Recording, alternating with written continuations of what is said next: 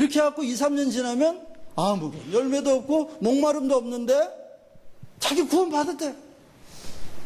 확신 속에서 교인 생활을 잘해요. 여러분, 그런 거 구원 아닙니다. 정말 복음이 깨달아져, 이거 깨달아진 게 맞나?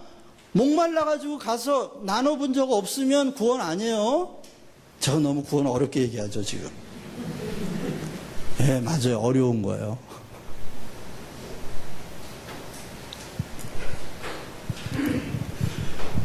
그래서 정말 생명이 있는 사람, 그렇게 생명 있는 사람을 찾아가는 생명의 응집력이 있다고요.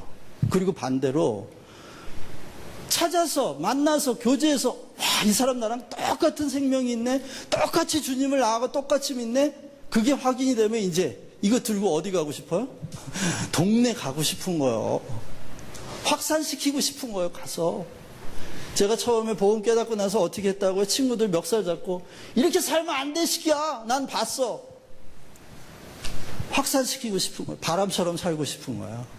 한계령이라는 노래를 보면 양희은이 바람처럼 살다 가고 싶어. 바람이 눈에 보입니까? 안 보여요. 안 보이지만 다 바꿔놓잖아요. 흔들리게 만들고. 봄바람이 불어야 생명이 오는 거예요. 가을바람이 불어야 겨울이 오고 사망이 오는 거예요. 바람처럼 살고 싶다는 말은 그렇게 이 기쁜 소식을 들고 다니면서 확산시키고 싶다는 거예요. 여러분, 생명이 있는 사람은 이렇게 응집력과 확산력이 당연히 나타나야 되는 거예요. 와라! 와서 봐봐! 나를 좀 와서 봐봐! 내가 이렇게 변했어! 안 오면 어떻게 해? 안 오면 내가 간다! 가보는 거죠. 그 목마름이 해결됐던 수가성에 있는 여인이 목말라서 물 들어왔잖아요. 예수님이 내가 그러라! 눈이 확 떠졌어요. 물동을 버리고 어디로 갔다고? 물동이 버려두고 동네로 가가지고 야, 내가 살다 온 이야기를 다 한 사람 봐라, 그가 그리스도 아니냐, 동네방네 떠들었어요. 만나서 정말 물과 성령으로 거듭나 목마름이 해결된 사람은 그렇게 가가지고 이것을 확산하려고 하는, 민들레 씨앗이 바람에 날려 온 지구상을 다 민들레 영토로 만들듯이 자기가 하나의 꽃씨가 돼서 바람을 타고 날아가, 성령을 타고 날아가 하나의 꽃씨로 미랄이 돼서 떨어져 죽고 싶은 마음이 있는 거예요. 없으면 생명 없는 겁니다, 여러분.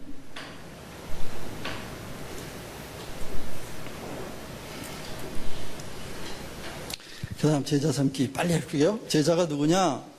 천국의 제자를 마태복음 10장에서 얘기했는데 예수님이 집 주인과 같다 그랬어요. 뭐냐면 창고에 있는 새 것과 옛 것을 꺼내줄 수 있는 집 주인과 같다.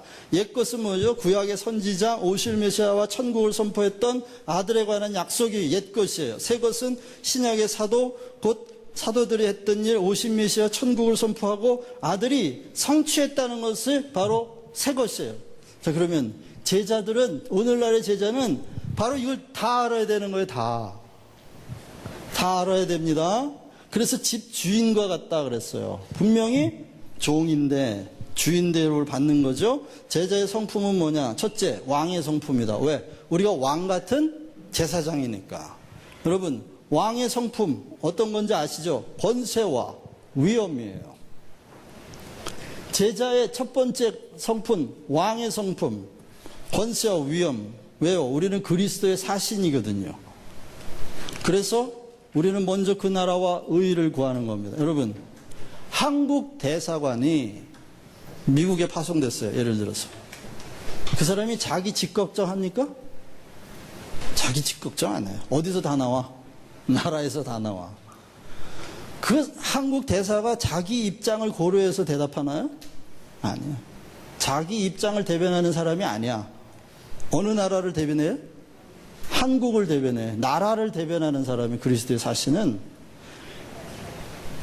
다른 나라 생각 안 해요. 오직 우리나라, 오직 우리나라 자국의 이익을 위해서 모든 필요를 다 공급해 주는 게 대사예요. 왕의 성품이란 그런 거예요. 왕이 자기 집 걱정합니까? 왕이 자기 문제에 매달려 있으면 그 나라는 망하는 거예요. 왕의 머리는 항상 무슨 생각이에요? 나라와 의. 먼저 그 나라와 의를 구하라는 말은 너희가 왕의 아들인 걸 기억하라는 거예요. 왕의 아들이다. 그리스도의 대사다. 왕 같은 제사장이다. 왕족이에요, 우리가. 한번 옆 사람하고 얘기하세요. 제가 왕족입니다, 이래봬도.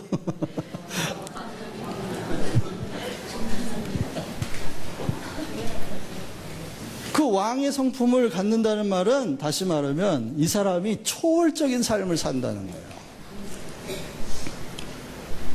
분명히 두 발을 땅에 딛고 살지만 현실에 충실하면서도 한편으로는 자신이 왕의 운명을 가지고 왔다. 우리가 그리스도와 함께 왕 노릇할 사람들이에요. 다 다스릴 사람들인데 왕의 성품을 가져야지. 그것은 바로 초월성을 갖는다는 뜻이고 자기로부터 초월한다는 말이고 세상으로부터 초월한다는 뜻입니다. 여러분, 왕의 성품을 개발하실 수 있기를 바라요. 삶에서 사소한 문제로 막 괴로움이 올 때 가만히 무릎 꿇고 앉아서 나는 왕이다. 내가 그리스도의 사신으로 내 문제에 묶이면 왕처럼 살 수 없다. 마음에 새기시면서 그리스도와 나와의 관계를 깊이 묵상하실 수 있기를 바랍니다. 제사장의 성품을 가져야 돼요. 제사장의 성품이란 예수님과 불편한 동행을 해야 되는 사람인데 겸손과 온유라고 말씀드렸죠. 겸손은 성육신, 곧 자기 몸을 낮추는 능력이고 온유는 모든 사람과 화평하는 평화를 만들어내는 능력이 바로 긍휼이에요. 제사장의 성품은 긍휼입니다. 불쌍히 여기는 거죠. 제사장은 원래 모든 죄인들을 다 대표해서 하나님 앞에 대신 나가는 사람이 바로 제사장이죠. 제자의 능력은 어떤 거냐? 제자는 어떤 사람이냐? 종되는 것이 정말 능력이에요. 왜? 신부는 왕이에요. 하지만 예수님이 왕이신데 종으로 오셨죠? 예수님이 제사장인데 예배자로 오셨죠? 예수님이 선지자인데 증인으로 오셨죠? 그런 것처럼 제자는 예수를 따라가는 사람이라 예수의 정말 능력 있는 제자라면 종되는 능력입니다. 종의 본질은 섬김이에요. 섬김인데 종의 본질은 일을 많이 하는 게 아니에요. 그래서 누가복음 17장에 보면 밭에서 하루 종일 일하던 종이 들어왔어요. 들어왔는데 주인이 막 밥을 먹으려고 상을 펴고 있어요. 그러면 종에게 옆에서 섬기라고 하지 않겠느냐라고 말합니다.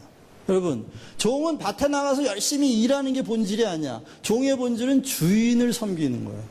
주인을. 아시겠습니까? 우리가 열심히 하나님 일 한다 그러면 일 많이 하는 걸 생각하는데 여러분, 일 많이 하는 마르다, 그리고 말씀을 듣기 위해 옆에 무릎 꿇고 앉았던 마리아를 두고 예수님이 뭐라 그러셨죠?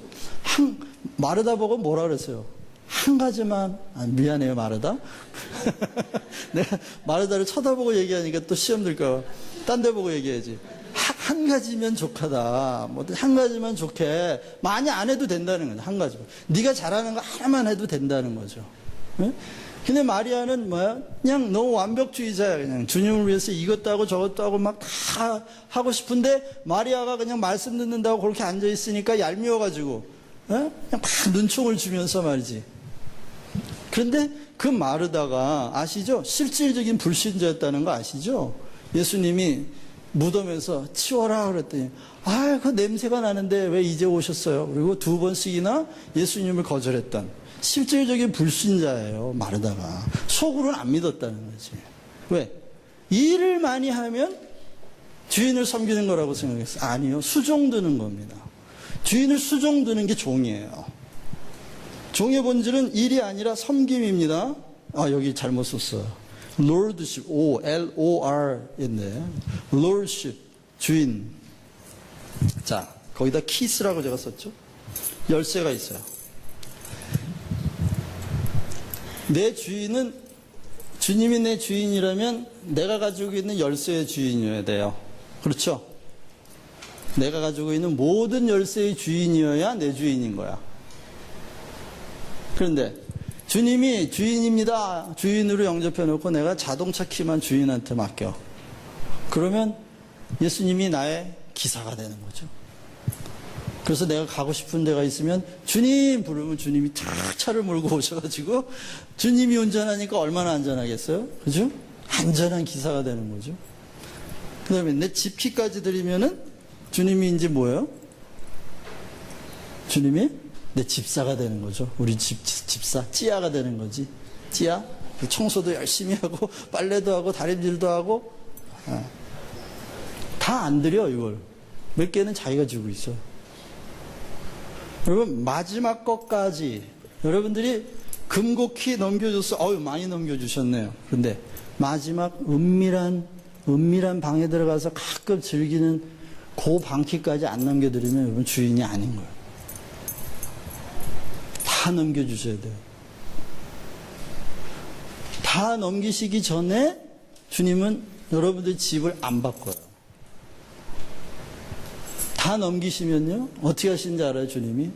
완전히 다 넘기면 집안에 딱 들어오셔가지고, 이 냄새나는 가구들 다 치워. 야, 벽이 이게 뭐냐, 이게. 싹 발라. 이거 안 되겠다. 수리해갖고는 안 되겠다. 다 부셔! 새 집죠?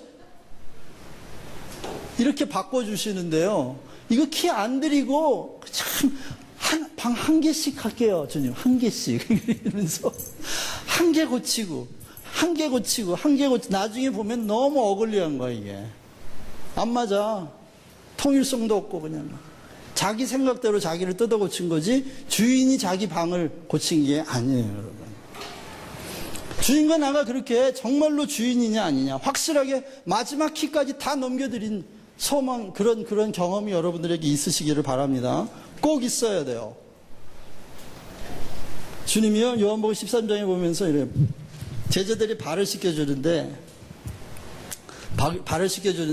베드로가 내 발은 안 됩니다. 그러니까 예수님이 뭐라 그래요? 목욕한 자는 발만 씻으면 돼요. 그랬는데 어떻게 내 발을 씻겨줍니까? 그랬더니 예수님이 뭐라 그래요? 내가 네 발을 씻기지 아니하면 너와 내가 상관이 없느니라, 이렇게 말씀해요. 너희들 이미 목욕한 사람들이야. 그래, 목욕한 사람들이야. 그런데 내가 너희를 발을 씻겨주지 않으면 목욕한 것이 소용이 없다는 거야. 그러면서 예수님이 뭐라 그러냐면, 내가 지금 하는 것을 너희가 지금 알지 못한다. 그런데 나중에는 알게 될 거다. 그러면서 발 씻기는 일이 얼마나 중요한 건가를 말씀해요.